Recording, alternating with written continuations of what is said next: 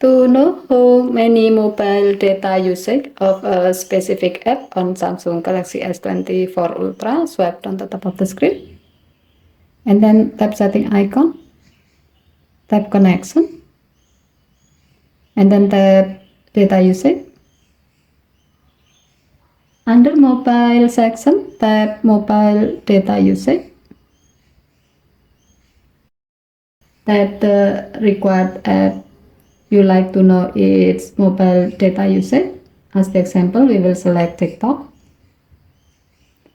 Alternatively, you can go to this menu by long tapping the TikTok app icon on your home screen or app screen.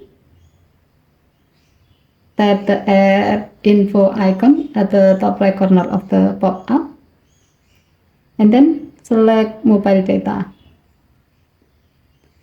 Next, select the desired period of the data usage.